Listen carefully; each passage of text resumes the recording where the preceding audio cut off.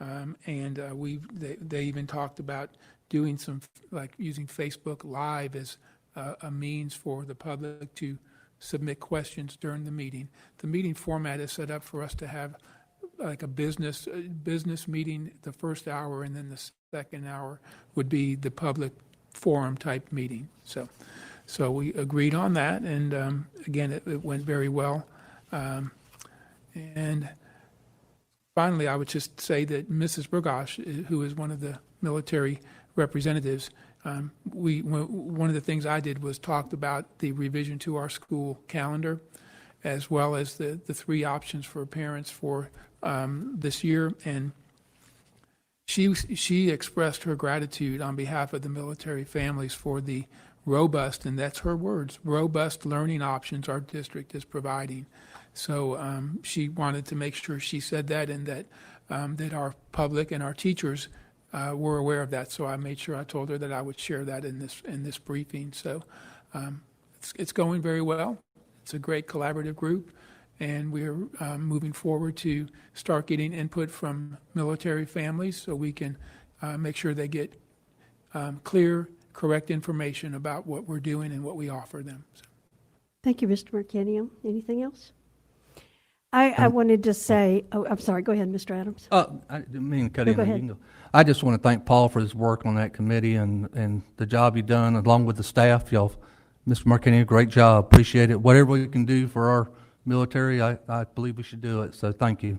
Thank you.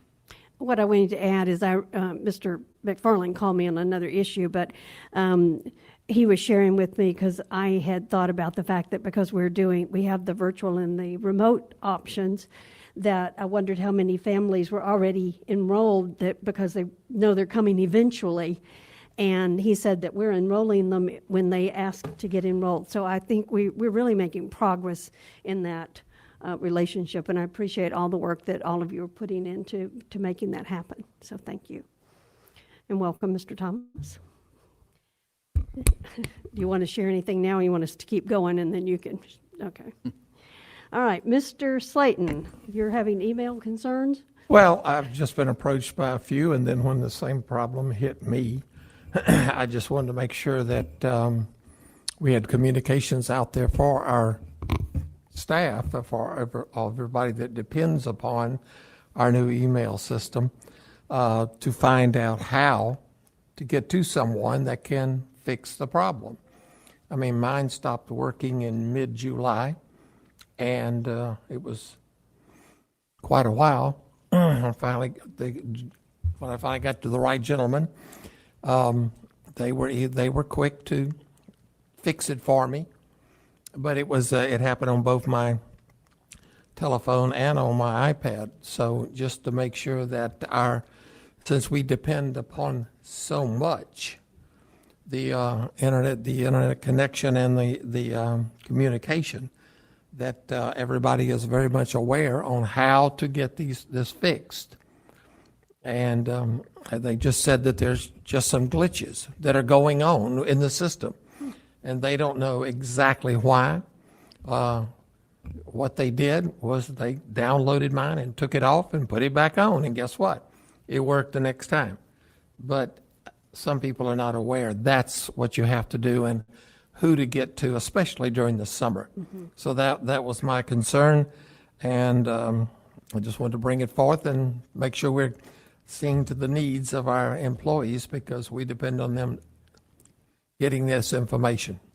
Mr. Thomas? IT instituted, I don't know, 2 years or more ago, a work order system. So what I would recommend, if you have problems, you don't have to wait a month, have Elizabeth get that work order into IT, and then they will respond to that. That's what happens in a school. If a teacher or staff member's having some technical problem, even beyond email, they put in the work order. I mean, I've had a couple of problems with my desktop computer. We put in a work order, and then they can respond. It's also a way for them to track the kind of problems they're dealing with. So if you use that work order system, we found that it does work. Can you put in a work order by calling? You can. Elizabeth can make a call, or because, they can go sometimes when you're having an email issue, you can't email people. Mr. Ingram, do you have anything to add to that? I saw you stand up. I know they've been very responsive to me. It's always user error with me, but, Yeah, I was just going to say, we do have our IT service desk. We have a phone number that we publish on our website. You can submit a request by email. There's also a web form, and then you can also call and get a call back. So, and sometimes you will get answered right away, but if you don't get answered right away, then you get a call back. And all of those do generate a ticket, and we do track the progress of our tickets and, try to ensure that all the tickets are being addressed appropriately. any other questions? Mr. Adams, anybody? I'm one of those user error type guys. So, they fix me up when I mess it up. All right, no, mine just crash and burn, so, I just have to, Yeah, well, there was a time where I was having that same issue, but then something happened, that I got an update and it fixed it when I downloaded the update. So I don't know if it was the same error or not, but I was having issues with the email too. I understand. Thank you. Yeah. So, that finishes that? Finishes that. All right. I have on here the district communication with parents. I've had a few calls, and I've shared with Mr. Thomas that there are parents that are returning to our traditional setting that are not feeling like they're getting all the information they need. And he said, it's on our reopening site. And so I said, well, let's just take them through. The frequently asked questions are there, and just to remind everybody where that information resides so that they know to find it. And my one request, and Mr. Ingram left already, he must have known I was going to request something. I was wondering if there was a way that each school could link the frequently asked questions to their website so that, if you're on the Cordova Park website and there's a place there that frequently asked questions. The whole reopening website is linked to every school site. We did that from the beginning. I don't think they removed it. I know we did it early on. I went to several sites today. It may be there somewhere.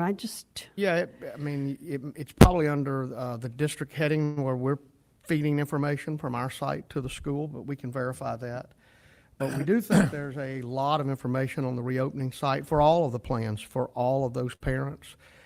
Those that want to return, if they're worried about mask or personal protection or how we're cleaning, how we're going to respond if you have a potential positive case, it's all there. Our schools have done a phenomenal job. When we started this in early July and we laid out the options for parents, we were sitting there the first week or so with 60, 70% that had not responded. We're now under 9%, right at 9% that are unknown to us. We think that's very good because we know there's a portion of the 9% that have relocated since March, and they're no longer in our district. We just don't, we haven't taken them out of our system. And that's happened with a lot of hard work. Many schools have made personal calls. They've sent home visits by counselors, social workers to try to see if the families are there, and that's how we've gotten those numbers down. They've tried to answer every question that families have had about all of the options because parents had concerns and questions about all three options that we were offering, the traditional, the remote, and the virtual. But I'll verify with Mr. Ingram. I know originally when we put this out, it was pushed to every school's website, and I'll make sure that we haven't pulled that back. Okay. I know that, I've gone to several of the elementary sites, and because I'm a member of a lot of PTAs, I get the communications that are being sent out, and we've got some schools that are really pushing the information out to the parents. But as I say, I think most of those are elementary schools that are pushing that info out. And I had a conversation with Miss Hannah just a few minutes ago about, because I had looked at some other district sites, and when we were talking about bus safety, when you were saying what would be on the buses, do we have on the transportation site, I didn't see anything related to COVID on the transportation side about how they should have their children wear a mask. It's on the reopening plan. And one thing that when I looked at the reopening plan under traditional, We did not correct the language from our reopening plan because we changed some of that language and it has not been corrected on our reopening plan under traditional. What information are you saying has not been corrected? We corrected that reopening plan language at our last board meeting before you sent it in, and it still reflects the language prior to our amendments. You talking about the mask? No, yes. That's all been And- corrected? and- Mr. Marcanio? Your team did that. I've Yeah, I'm sorry. Where exactly are you talking about? If you go under the reopening plan and you hit traditional and you hit learn more,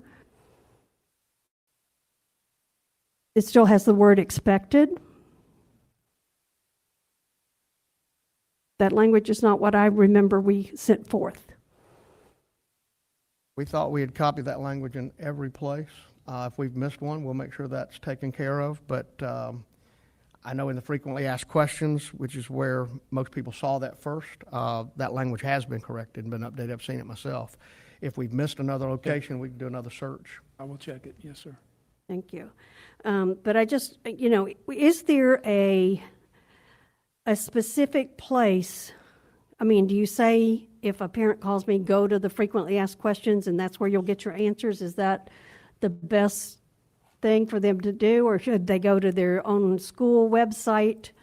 What would be the best answer to that I question? believe the best is if you go to the main page of the district website, that banner for reopening is so obvious, you can't miss it. And so if we would drive a parent there, they don't get muddled where it might appear on some school site. Go there and then ask them to look at frequently asked questions. Then if their question isn't answered after they look through that, then they should call their school and somebody at the school will help them. We think we've addressed the big questions. Most of the questions we're getting now are unique and individual to a student that you're not going to be able to put on a website. They'll have to talk to a teacher or a counselor. Once we have our teachers back on board next week, they'll begin to reach out to families. Those families will be able to have that dialogue, and any unresolved questions we think will be solved at that point. Because I know that on the website it says, are we having open house? No.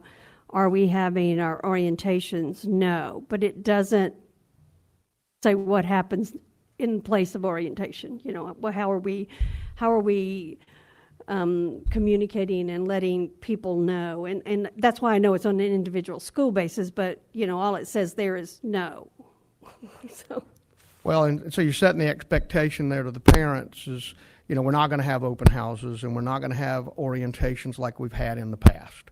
Now, there may be a few schools, particularly with the kindergarten student, that will set up some days early next week where a parent can make an appointment, come into the classroom, bring supplies, meet a teacher. They'll do that one-on-one or in extremely small groups, like one or two, but we're preferring one-on-one. They'll have their own time. They'll come in, see where their child's going to sit, and then leave. The next parent can come. We've asked schools to try to get all that done by Wednesday or Thursday. That way the school can be completely sanitized before the children come 4 days later. But that's only kindergarten, and so those teachers are making those calls. They'll be making those calls individually next week once they're back and they have their schedule. So that's why you won't necessarily see that on the website, because it's so different for each teacher and each family with the schedule.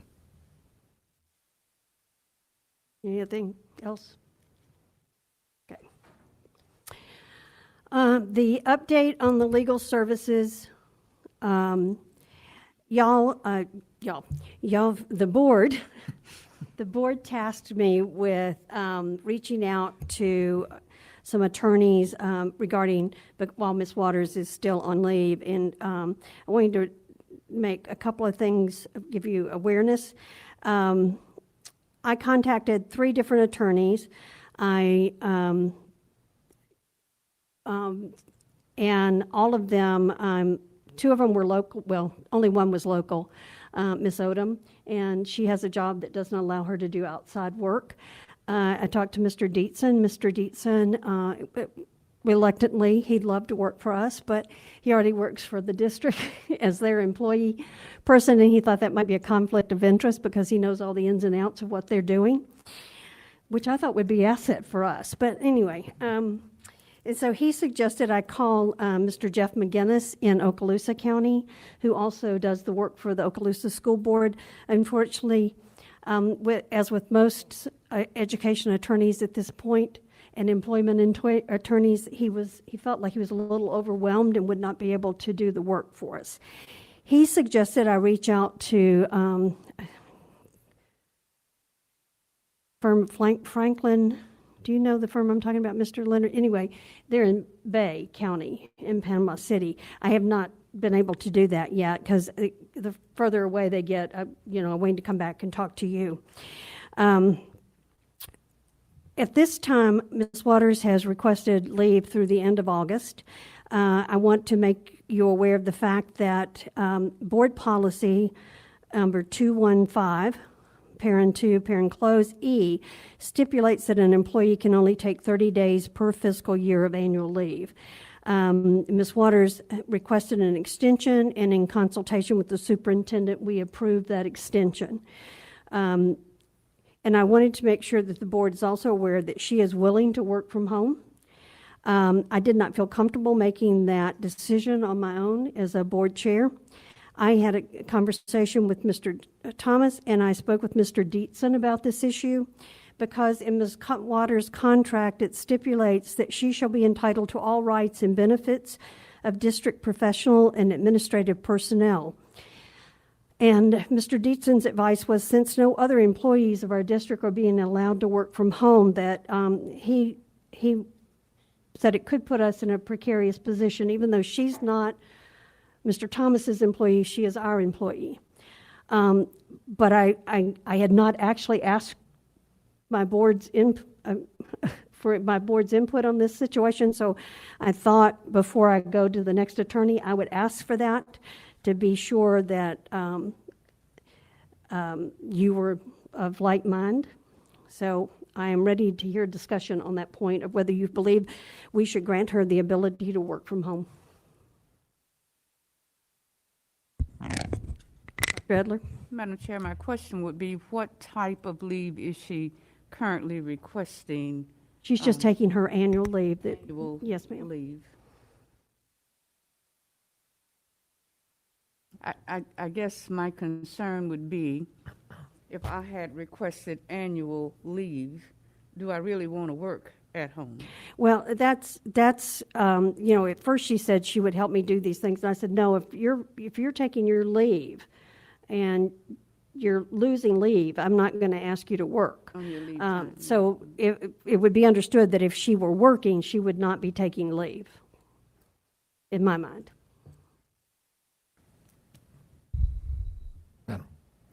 So as I understand, and I believe I'm saying this correctly, the district, we are not approving anyone working from home. That is my Teaching. understanding. Mr. Thomas? That is correct. So, and then you said, but she's not the superintendent's employee, she's ours. So I guess the next question is, are we approving anyone else working from home? Nope. Ms. Buswell? Well, actually, the only employee, we're going to have to address that is Mr. Bryant, and he's here.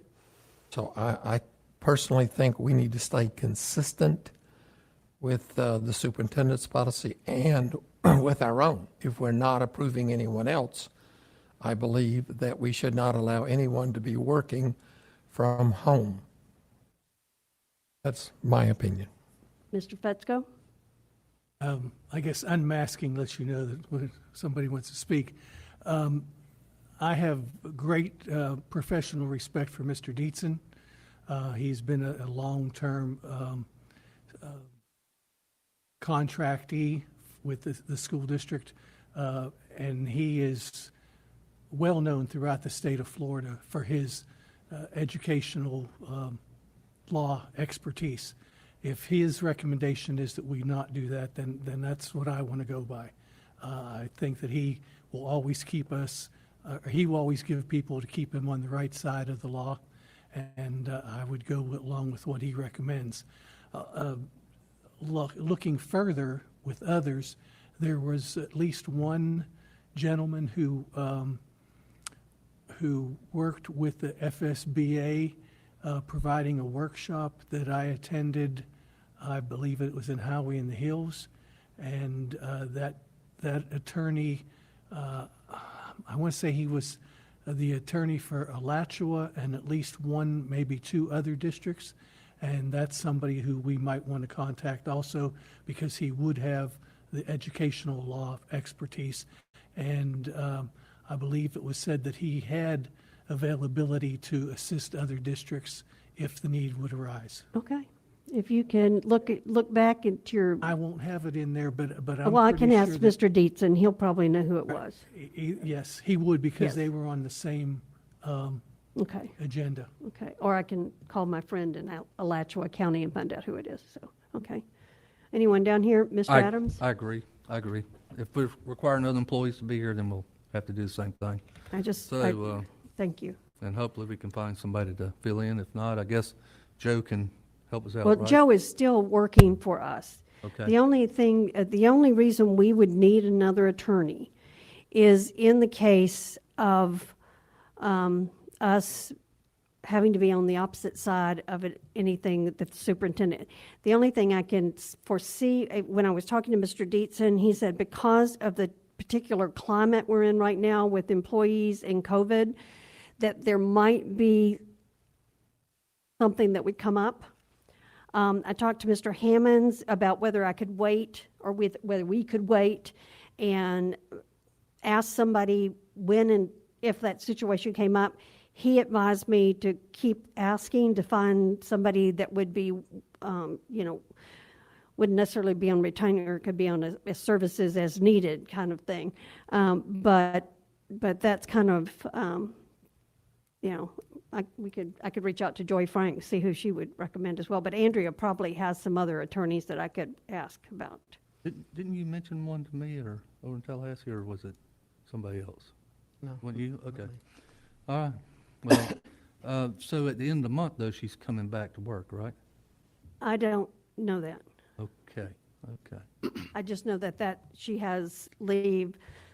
She has asked me to approve leave through the end of the month. Okay. I'd just Mr. like Thomas? to make sure, with full disclosure, there is one exception where we have discussed where we might allow an employee to work from home, and that would be the instance of a classroom teacher who was in a classroom where maybe a student was a potential positive, and the Department of Health required the teacher to isolate, but the teacher was not otherwise sick, but could not come to work by order of the health department.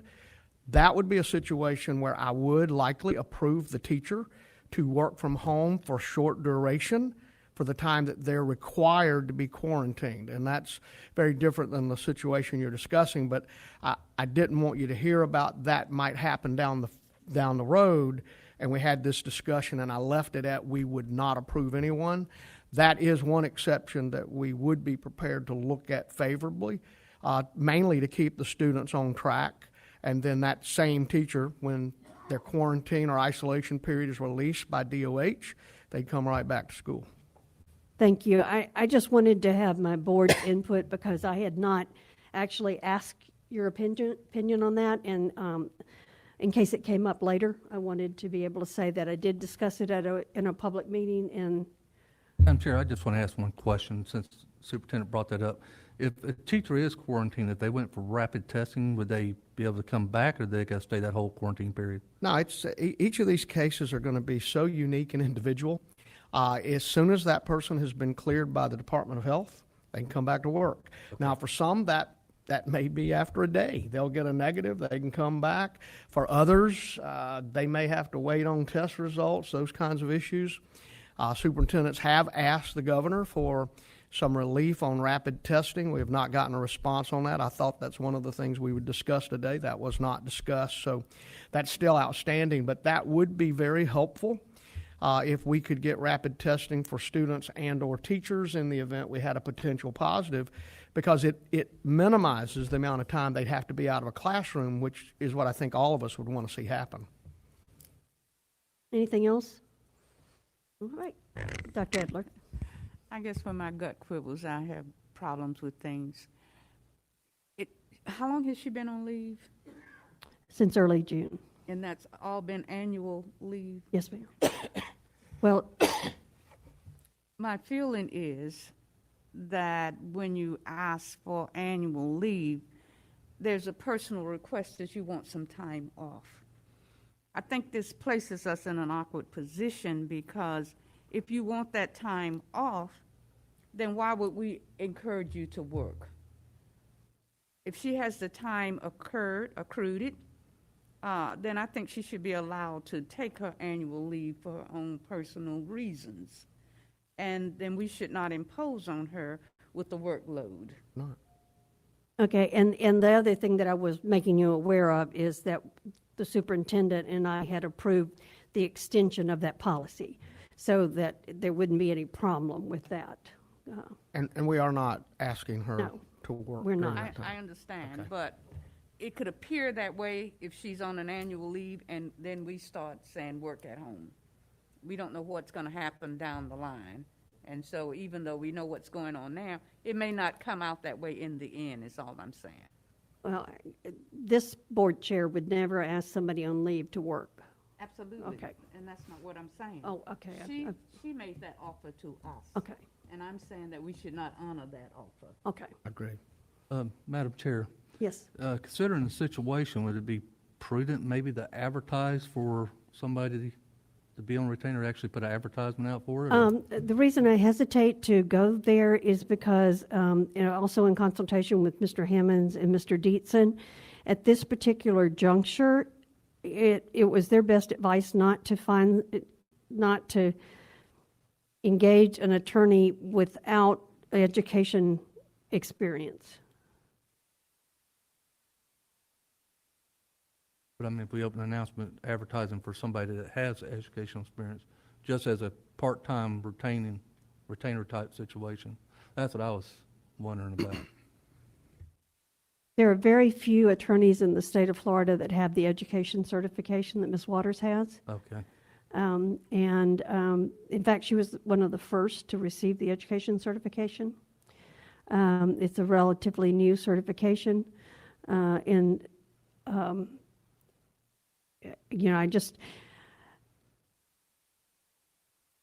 I think going on the recommendation of those that are in the field that know of people who could meet the needs would be a better way to go. If others feel the same way or not, I'm willing to do whatever you need me to do. Well, again, I go back, the attorneys who have worked with FSBA to provide information or provide training to school board members have education expertise, whether they have a certification. And so that could be two different things. Someone can have a great deal of expertise and not sought the certification at that point. They would be very viable people to be a contact and to work through. The other thing to do is that there is a school, an educational attorneys It's group Florida is that meets school when board attorneys. FSBA Yes. meets. And so contacting whoever that organization leadership is may be a good first step to find out who does have the certification, where do they reside, and what is their willingness and availability to serve other districts. Thank you, Mr. Fetzko. Anything else? Okay, moving on. Mr. Thomas, I think we're going to get a turnaround school supplemental services allocation presentation. Yes, and as they're getting ready to make that presentation, Mr. Ingram's already given me a response about why you didn't see that on a school site. That notice was set for a specific number of days. It expired. He's renewed it, so now that reopening site is on every school website, and so it will stay there until we tell him to take it off. Thank you, sir. Good afternoon. Mr. Wilson. Thank you for the opportunity to bring an update on House Bill 7070. This is the Turnaround School Supplemental Services Allocation. We refer to it as TISA. So I'm just going to go through this timeline. So we were to develop and plan a budget for all 6 schools that qualified this year by the end of June, and then submit school plans to the Bureau of School Improvement, or BSI, by the 30th of June, and then submit our plans to the school board, and then we're doing that here today. And then the other thing that Ms. Hightower pointed out, that there was also a district-wide plan for TISA that was mentioned in each individual plan, and that actually will come in September. It is referred to as a district-wide plan, but it's actually not a plan. It just addresses the sustainability of the 6 individual plans.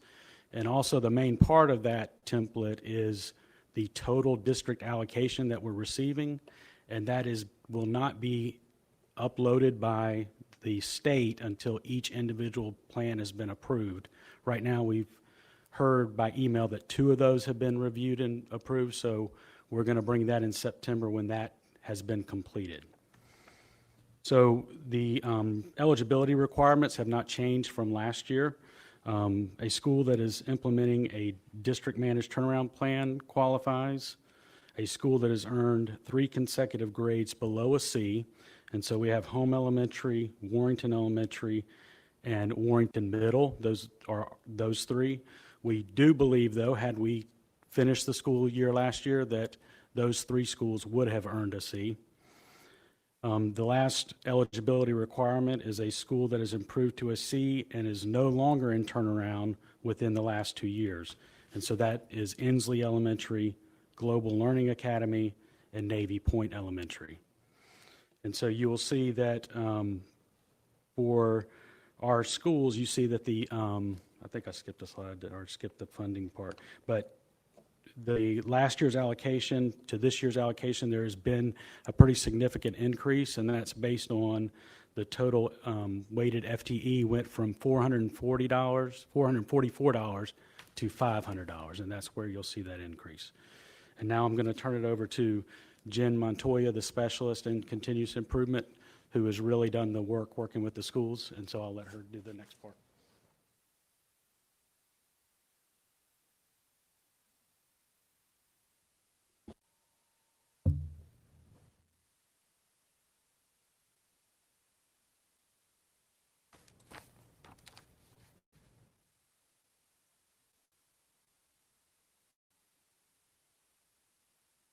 Good afternoon, it's not good morning. This is the second year that we've had TISA available, and the state put out that we were able to choose from 2 different models or do a blend of the models, and so that is what our district has chosen to do at each school level.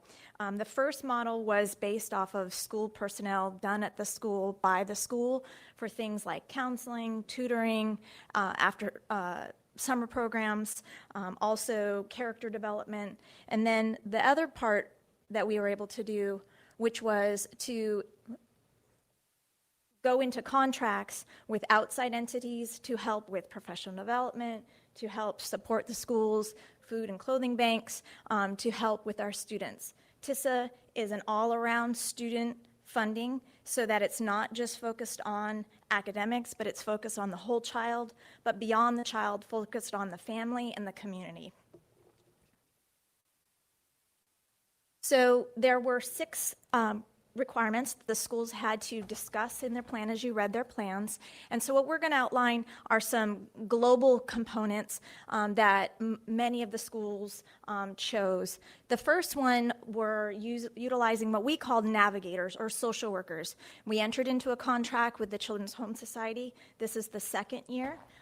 So we've put up there some data from the 2019 to 2020.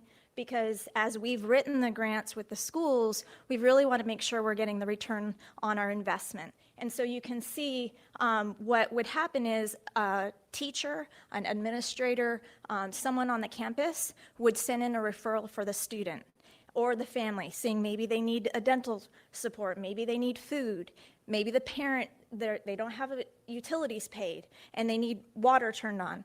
That then would go to the navigator, and the navigator would take it from there. So you can see the breakdown between student-focused referrals and parent referrals by the schools. The other component that we had included were the clothing closets and the food pantries. This was a major need for our families last year, and when we looked at the data that CHS sent us, because they tracked what each of the referrals was for, it was mainly around clothing and food. And then during COVID, when we were closed, that was a huge component that they helped us with. And if you remember, in July, the new contract for this year came up for 6 schools. The next components that they had to address were setting expectations. But again, it's not just academic, also thinking about character and character development. So some of the things that we have included that we worked with the schools as they wrote their plans were including their bi-monthly data review meetings. Those we are tweaking. Everything we wrote has a contingency plan now, that it's not all face-to-face, or we've come up with virtual options, and I'll discuss that as we move along. But we meet with them, go over their data, we determine what support they need from the district level, what PD is being offered that's within their plan to help support them. And then also the students setting goals on the different progress monitoring, STAR, iReady, Study Island, Accelerated Reader. And then as we went through that, then we also looked at the next component, which was family engagement.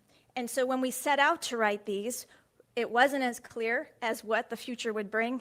And so we did put in family data chats, we did put in family nights, and we've worked with our amazing Title I department, and they have created virtual family night packages so that we can still have the family night, we can still have the data chat night, but the parents won't be on campus, and they can do the activities. And that's also where we utilize the navigator. When we have supplies to go out to families, we can send the navigator out for families that can't come and get the books or get the dice or get the pieces of the things that the family activities would require. We also found a need for parent transportation for medical, dental, and school appointments. Many students, they had to get to the doctors and they couldn't go. Or when we were doing a lot of our IEP meetings, the parents couldn't get there because they didn't have transportation. So we were able to use these funds to help transport families to those appointments that we knew were so needed for our students. The next component that they had to address was the recruiting, retraining, and rewarding teachers.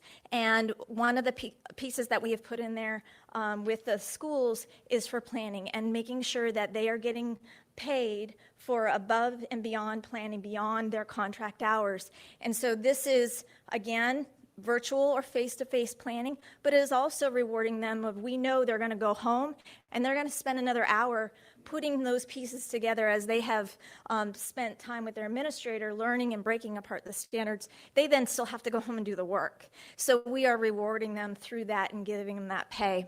We also are utilizing many of our district staff that are not part of the TISA, but bringing in and supporting the teachers to make sure that they have what they need. The next component that we had to address was professional development. And also in July, the SREB, or Southern Regional Education Board, contract came before you.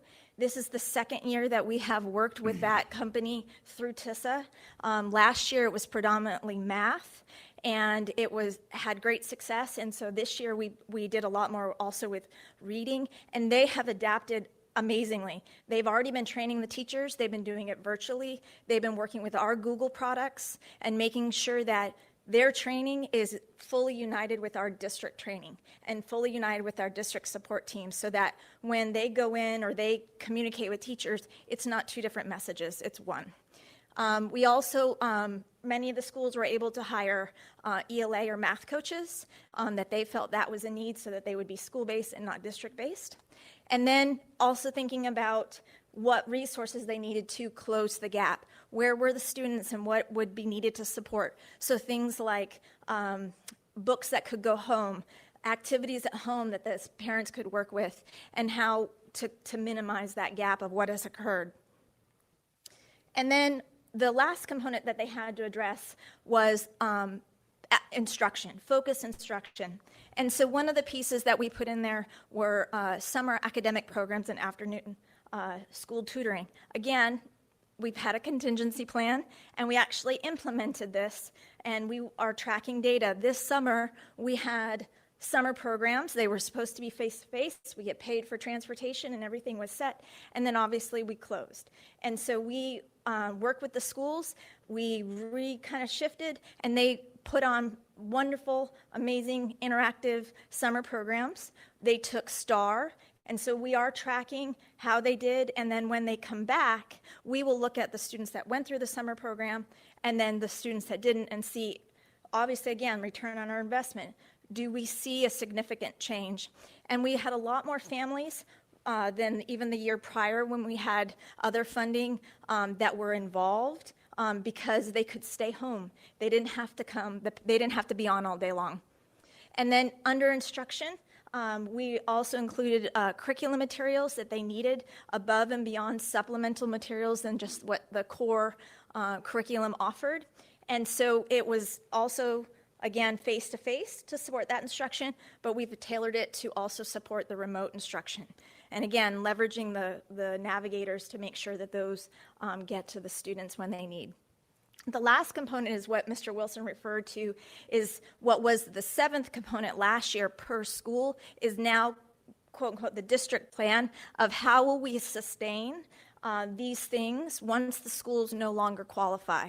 And so we're utilizing Title I, Title II, and Title IV funds and other funds as they come along to make sure that we don't just rip it away from them. And that is why they have qualified for 2 years once they get out. So it's not just I'm a C after being a D last year and then all the funding goes away. So it is a slow process that the school can start absorbing the things that they've put in place so that once they're out for 2 years, they know they will sustain themselves. And we had 3 schools that exited this year, Pine Forest,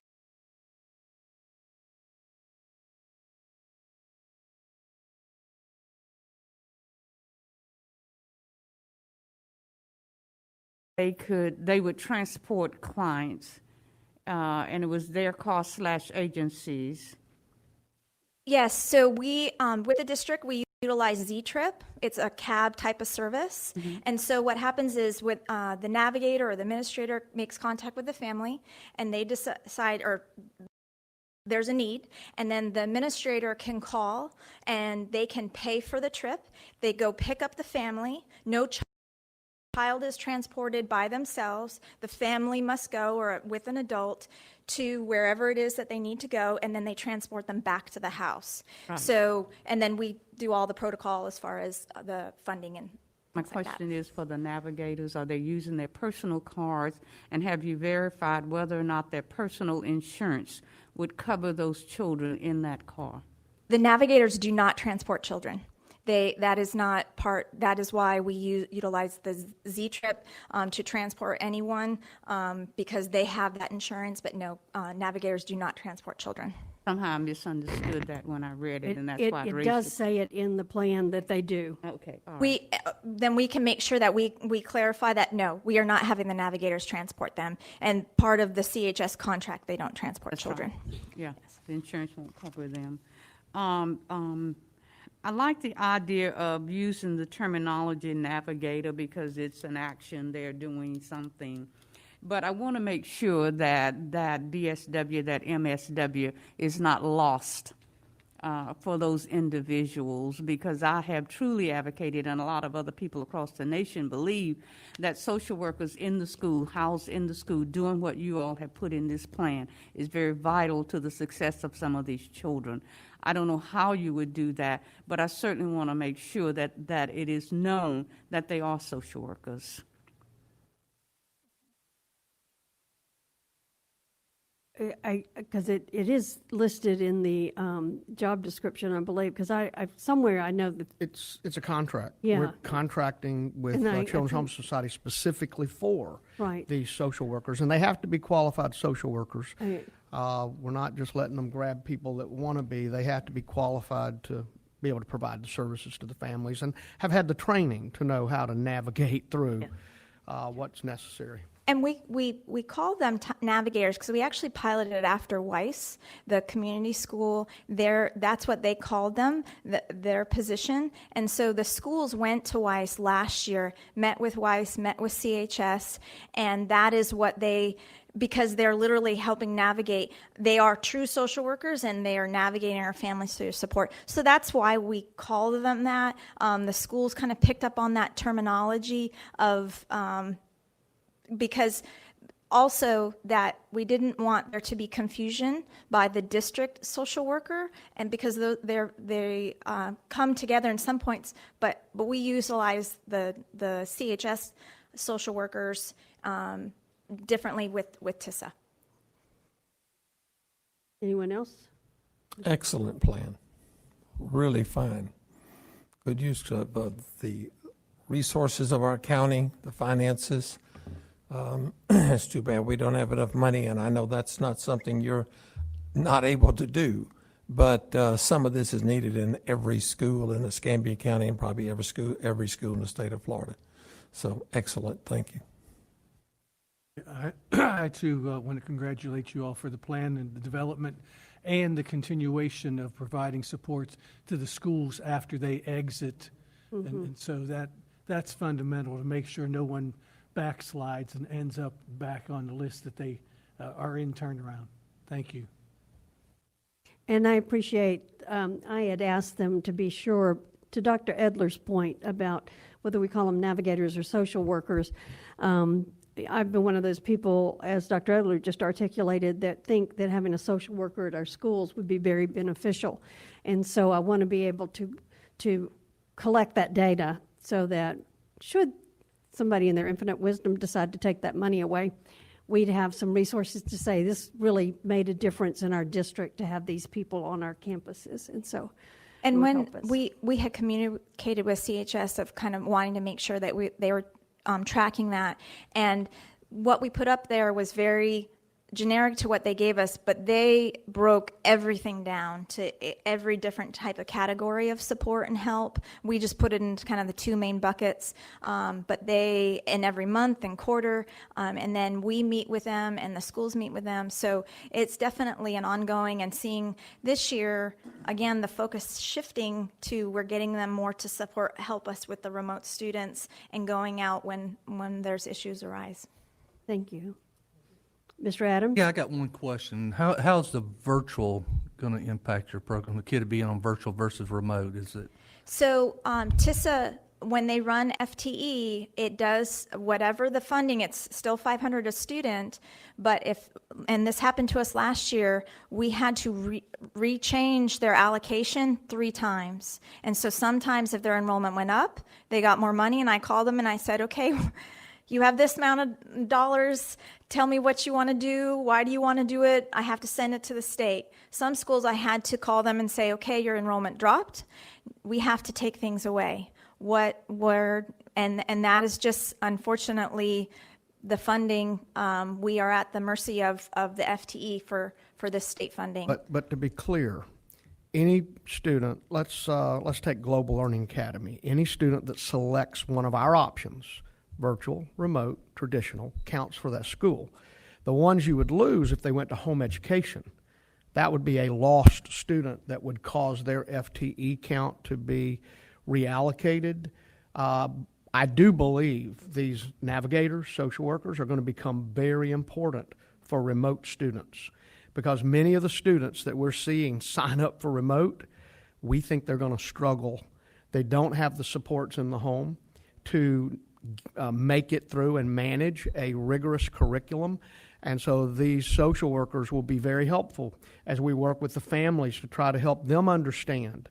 We all want to do what's best for our children, and we've got to make sure they're able to access and participate in a very productive way. And if they're not able to do that with remote, we have to help find a new way, and these social workers, navigators, will be a big part of helping schools. They can go to the home while the teachers are remotely teaching the others. And that was part of my concern when I was talking to Mr. Marcanio the other day, is that it appears I don't think you're covering a pupil count today. You're doing it tomorrow, or today or tomorrow? Well, you won't see any pupil count change until we get school started, and And right now, you still have what we call the DNEs, the students who are not going to enroll. That's part of that 9% that we're not able to contact. I wouldn't put much confidence in the full student count until we get to day 5 or the first day of the second week. I think by that point, we will have removed those that have not shown up. We'll get a clearer picture.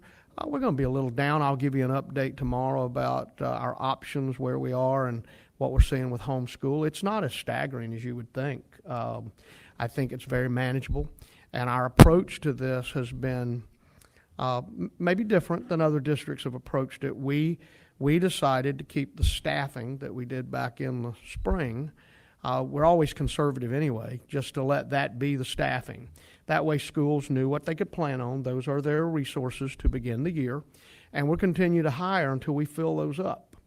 And then as we get past 10-day count and we see a little clearer where we are, don't be surprised if you see me say at that point, we're going to stop hiring, and we'll let attrition work us through the rest of the semester and the rest of the year, so that you don't end up with a big cliff when the funding's not guaranteed like it is in October.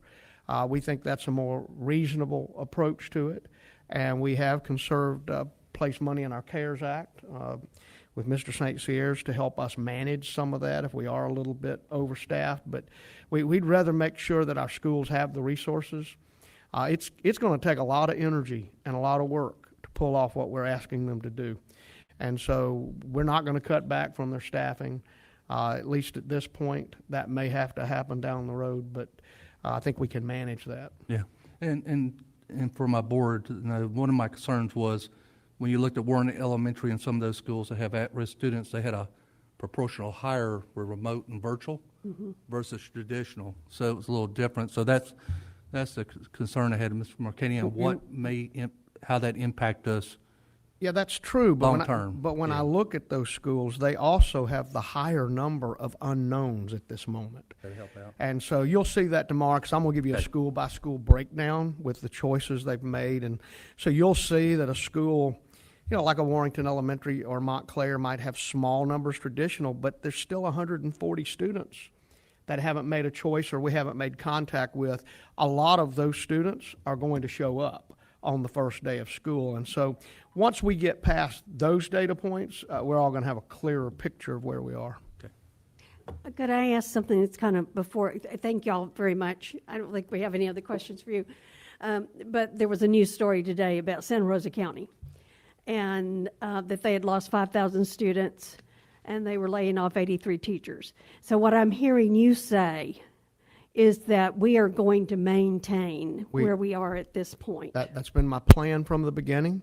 I see no evidence at this point that tells me I need to change from that plan. I think we're going to be fine. Are we going to see an increase of 50, 60 students in home education? Yeah, maybe even as much as 100 or so more above what we normally have. We always have some that are going to homeschool. And tomorrow I'll have you an updated report that'll show you last year how many went to homeschool, how many are going to homeschool this time. It's an increase, but it's nothing alarming to me. So we're gonna stay the course. We think our schools need the resources. We staffed conservatively to begin with, and so I just don't see a reason for us to start laying people off before we know what we're working with. We're going to continue to try to hire. Matter of fact, we have hired a few of those teachers that were laid off because that would be to our advantage to have highly qualified people in our classrooms to serve our boys and girls. We're paying attention to it. Okay. We're not going to break the bank. We're not going to put you in a bad spot. But we don't really know enough information and won't know until we get into the second week of school to even think about those kinds of choices or decisions. But I think we're close enough, just seeing what I see now, we can probably work through this. Well, I just wanted, because I thought maybe other people saw the same article I did, and I wanted to assure our people that we weren't going there yet, because we don't know the answers yet. And We hope we won't have to. We think over time, as we've talked before, if the virus situation gets better through the year, we think students will migrate their way back into our classrooms, and So that's why we're very thankful that the DOE has done what they've done. Those districts like ours that have an approved plan and we start school, we're held harmless for October funding. So if I didn't have that, I might be in a different predicament and I might be in a different spot. But with that, that buys quite a bit of time to get us a lot further down the road before we have to start taking action and reacting to what's happening to us. I have one more question. Because in that article, and I know that when you get interviewed, you say things and you may not be quoted properly. Have you ever noticed that? But are we in our district putting extra people in online classes in order to not have to hire teachers? Well, But what I read in that article is they're overloading their virtual teachers. Well, the staffing ratio for virtual and remote is different than face-to-face. So the short answer to the question is, are we going to put more students in a remote or a virtual class than you would put in a traditional face-to-face? The answer is yes. Am I using that to reduce staff? No. We're leaving that staff on the campus because once we start school, we're going to have some problems like possible COVID cases. You're going to need staff. That gives the school flexibility to manage, again, all the things that might happen that none of us can predict. So we are not trying to reduce staff at this point. The staffing that the schools had and were told back in March, right before we went out, that is exactly the staffing in terms of teachers and assistants that they have today. And we're not making any alteration on that, and we promise schools we won't make alterations to that even at the 10-day count. The only exception to that is pre-K. Pre-K numbers have fallen dramatically. And with pre-K, it's not FTE driven. You know, it is, you get paid for what you have. We have had a number of parents have their student eligible pull out, and so we have reduced the teachers in pre-K to match our students. We've been very liberal. We have a lot of capacity in the classrooms that we've left, and every one of those teachers has been shifted to a kindergarten or first grade class.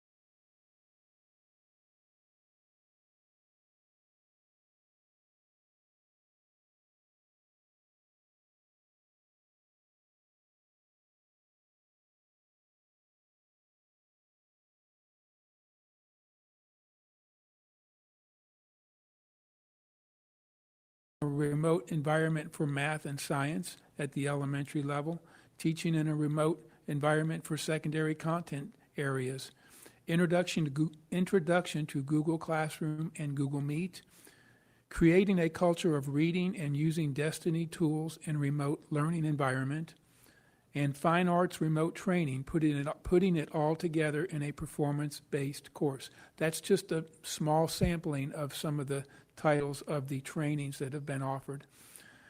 So as I said, all summer long, we've been providing training. The focus is really geared up here in the last few weeks, but from June 1st until today, we have 2,605 teachers that we have records that they have participated in one or more trainings. So that number doesn't mean that that's 2,605 teachers. A teacher could be represented in more than one training session in that number, but 2,605 instances of a teacher being trained. And then we've had school-based professional development for remote learning. So these numbers are not reflected in that 2,605. We have trained 473 elementary teachers in the last several weeks. Those teachers are specifically those that either are already assigned for remote learning on their campus or want to get geared up just in case they will have to do that. At the secondary schools, we have done the same training with 945 teachers. So you can see close to 1,500 teachers specifically being trained on their campuses for remote learning. In terms of the required Florida virtual school training, we have 50 elementary teachers that are enrolled and 133 secondary teachers that are enrolled in that training. Now, they have not all completed the training. That is a 10-hour training, and we are really at the mercy of the person who, with Florida Virtual, who serves our area, and that person serves a number of counties in the Northwest Florida area. But we anticipate by the end of next week, most of those teachers will have completed that training. So that's a breakdown in terms of the number of teachers that have been trained. The next thing I'm going to do, I'm going to ask Elizabeth to show you the first screen. We're going to show you three different screens. The first one is the professional learning calendar. Now, this is really, in some respects, this is not really new or unique. Every year, Mr. Alabac publishes a calendar just like this that indicates the professional learning opportunities for teachers during preschool, for those preschool sessions, for content area professional development. But what you will notice is that each one of those is a virtual learning opportunity. Back in June, that would... Excuse me, can you enlarge that at all? I'm sorry? I was asking Ms. Buswell if she could enlarge it at all. Enlarge it? Okay. It's very difficult to read. So, And this is all on the professional development website, so later if Okay, you all right. wanted to reference it, or Exactly. anybody listening wanted to reference it, you can Okay. get to the schedule from that location. Okay, yes, thank you. But there, Thank she's got it. So again, as you can see, they are all virtual. Some of them are pre-recorded. And so that, again, I want to commend the staff, the subject area specialists that did not set out at the beginning of the summer to do those virtually, but as we work to try to, again, protect our campuses with minimal movement of people going to and from places, they have really stepped up and created those sessions to be virtual. So that's really the uniqueness of it, because again, every year, Mr. Alabac publishes something to this extent, very detailed, all of the information that is needed for people to know what they need to do and where they need to go. The next tab I'd like for Elizabeth to open, and this is something that is new. This is called the Escambia School District New Teacher Resource Site. And I'll just let her scroll through it a little bit as I talk about it. This was actually done by one of our teachers here in the district. That would be Mr. Marr, and he did it as part of his master's level work for his ed leadership, I believe. He did it in conjunction with professional development staff. And what it does is put all of those things together that a new teacher, but really even a veteran teacher, might need to know about in our district. So if you'll stop right there, Elizabeth, you can see there are links to how to do email and how to work in with shared drives. There's email, or there's a link for focus for taking attendance and grades and doing grades and so forth. There's information about time off requests, payment history, and financial information. So, and you can keep scrolling down. You know, just all of the different facets of how do I know how to access the safety training for teachers, and so forth. So each of these links takes the person to the main source content. So he didn't duplicate the content because the owners of the content would keep that up on their website. But he put all of these into one website to make it easier for a teacher, a new teacher, or any teacher to figure out where to go to get information they may need. So I want to thank him for doing that, and it will continue to be developed and updated. But it's just a great work effort and a resource that will be very helpful. And then the last tab I'd like to show you is a website that Mr. Alabak and his team put together, and this is called Remote Learning PD. And this is everything that you'd ever want to know about how to work and teach in remote learning. And so again, as Elizabeth scrolls down, you'll see links to GoGuardian, Google Classroom, Google Meet, which again is the platform that we're using, support services and so forth, remote group norms and expectations. What are those group norms for when a teacher is working with students in a Google Meet and so forth?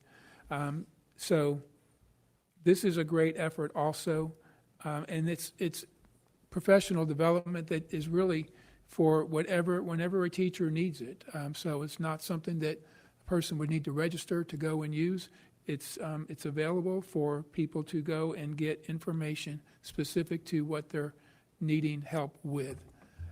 So those are the main efforts. And again, I want to commend both departments, IT and professional learning. I want to commend the schools, because the school-based professional development that has been done, our subject area specialists have helped with that. But a lot of schools had people on their campuses that were already really, really good at doing the remote learning. And so we let them design the training and use the resources they had. If they needed help from the district, our staff was available to help. But it was an opportunity for teacher leaders to step up and provide training for teachers that are going to be working in the remote environment. And that's something that we always should be doing, is helping to develop teachers in their leadership capacity. So the schools have really appreciated that, and again, it will continue. We're not really sure how this is going to work out. Every day, every week is different, but we have been very pleased and impressed with how flexible and what great problem solvers we have had throughout the summer to get us ready for students to return. So thank you. Yeah, sometimes opportunities like we're in, some look at them as a crisis, but they turn out to be great opportunities. You know, we talked about 4 years ago when we unveiled Vision 2020, the idea that professional development should be real-time, any place, anywhere. And it's taken something like this to really force the hand. But you're seeing what's happening for new teachers, for remote teachers, putting that training, the YouTube videos right there in one place, that when you have time, if you've got children, you get them to bed at night, you can go learn what you need to learn. And we think this is a great beginning, and it's just going to continue. And commend the team. We're off to a great start. We know it's not going to be perfect. We will have our moments over the next couple of weeks. But everything that we could try to anticipate, we've tried to anticipate. And then we'll just deal with the situations that occur. But the main thing is we have a strong plan. Our teachers are prepared to provide instruction to our students. That's what we needed the 2 weeks for. We think we've used that time wisely, and it'll pay off for us. Mr. Petsko? Kind of a technical question, Mr. Marcanio. The teachers who are going to do virtual, you mentioned a required training for Florida virtual. Is that also a required training for Escambia virtual? It is. It's the Because same. So we're a it's the same, franchise.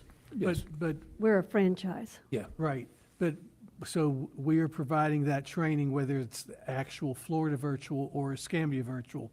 And our numbers for Escambia virtual have increased significantly, I suppose, at this point. Particularly at Absolutely. elementary. I mean, it's higher at elementary. We had no virtual to speak of at elementary prior to this. Now you're going to have, over 1,000 students. But, everybody gets confused about this virtual. Escambia Virtual is just our brand Right. of their curriculum. We have a franchise with them, which means we have a contract through the board where we use their curriculum, we supply the teachers. If you go directly to Florida Virtual, outside of our district, you use their teachers. You may have a teacher sitting in West Palm Beach. But that's the difference. And so what we've done, again, to protect our teachers, we've pushed the virtual students into Escambia Virtual, AKA Florida Virtual, using our teachers so that we could maintain all of them in employment and nobody had to be cut. I wanted to make a point that it would be in the best interest of the district, and I believe the best interest of our students, to do the Escambia virtual, because if there were going to be transition at some point, when there are opportunities to change from one instructional setting to another, to be in the Escambia virtual would be an easier transition back to remote or to brick and mortar. So I really would like to on record be saying that if parents are looking for a virtual setting, please choose Escambia virtual and not go outside the district if they don't have to. Not only do we recommend that, schools for the last month have been calling every parent that inadvertently went to Florida Virtual or went to K-12 Connections. Right. And we're pulling them back, and our K-12 Connections now is pretty much back to a normal number. Well, I actually just got that data today, and it's about 60 students right now. And but a list was given to all the principals, elementary principals, today, and so they will work to try to get those students back also. Those are the ones that we would like to recoup back into the franchise. If they go K-12 Connections, K-12 Connection provides the teacher, provides the computer, they provide the teacher, and they get all the FTE via their contract. So that would hurt us a bit if we lose those 60. We're going to try to bring them back as much as we can, but we're working through that. Again, it helps support our school district to do that, and it does not put us in a position where we would lose hundreds or thousands of or millions of dollars in FTE and be looking at something dire from a staffing standpoint. Agreed. Yes, Mr. Slayton? The gentleman that did the beginning teacher, can you bring that back up? Yes, sir. That one, yes. You said, I don't think it's referenced on the actual website, but I mentioned his but you're name. going to carry it, you said it's going to be carried on. We're going to continue this program. We're going to make sure that website continues to be accurate and, Okay, and my only question is, who's going to do it? well, either the gentleman that created it or him in conjunction with Mr. Alaback and his department. Okay, because this is a tremendous Yeah. tool for beginning teachers to find all those things in one place. Scroll up just a little bit there, Elizabeth. Wake up, Elizabeth, come on. Yeah, I got you, yeah. See, if I'd have had that, I might know how to fix my email. I was going to ask, do we have access to this? Because there's So some there, things there on there are we some might helpful need. things on here you might want to say for new the teachers phone. and board members, new or old. So Bill, I didn't see it the is user linked- error tab. It's linked on the professional development website. Okay, good. But that's that's just tremendous. It is. It really is. And so I'm going to pin you too. You're going to be around longer than he is. I'm going to pin you too. That's got to continue. Yes, sir. Because that's user friendly. Even I can understand how to get to that. So thank you, sir. Yes, sir. Please thank him very much, and Mr. Alaback. Yes, sir. Thank you. Okay. Any other comments or questions or concerns? I just want to make one comment. I want to thank the superintendent staff. All this training, all this advanced work you've done, I think it's going to pay off. I know we may have some little bumps when we first open, but good job with everything y'all done. Anyone else? Okay, it is time. Wait a minute. well, I just I'm have to gonna say. Go to public forum, so. Okay, go to public forum, then I'll make a list. Because I don't have any forms, I just want to make sure there's no one here to speak at public forum. Let's see, nobody jumping up. Okay, Mr. Slayton. Well, one of the things I just have to say, I have, as you know, granddaughters that are ready to go to school. And they are anxious to go to school. And I hope that's exactly what can happen for them. And a daughter that teaches. And, you know, that's my reaction with kids all over this county. You know, I'll get a phone call on the way home or sooner or later finding out, did something happen today to stop us from going to school? Because that's the way honestly, that's the fear that's out there for our students at any particular time. And when they don't know who's doing it, I get blamed in my house, but it's under no control. And I know I spoke to our AD earlier, and we have a meeting tomorrow that bothers me greatly, that I don't know how to control it. What is the athletic association going to do for our athletics for this year? Because I know one of the proposals, we could actually be playing sports after graduation. That won't pass. I hear you, sir, That won't pass. but until I see it in writing, I don't trust it. They'll vote tomorrow, but there's not enough support for that, as I've talked across the state. I think there may be some support for some delay from August 24th. Their medical advisory committee met last night, and honestly, I thought they had a pretty sound proposal, and it's probably going to get a lot of traction tomorrow, and that would be that districts would start school, get school started for a week or two or three, make sure that that's all going well, and then start your football and your sports and shrink the schedule so they don't all play a 10, 11 game schedule. They'll play fewer games, but they'll get the season in. You can still get a state playoff, all those things. And a lot of flexibility, I think, for districts.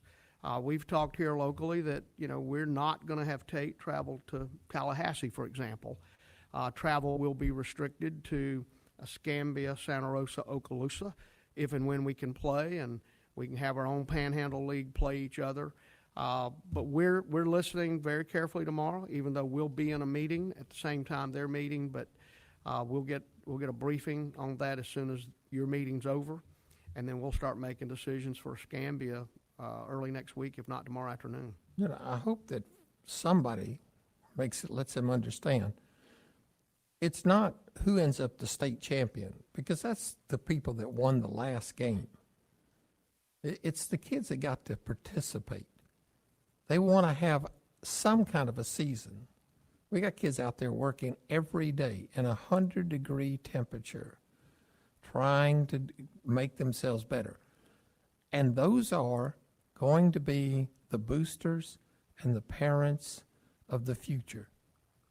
And it's good for us to let those kids participate now. You know, the percentage that go scholarship 1A football, it's so small.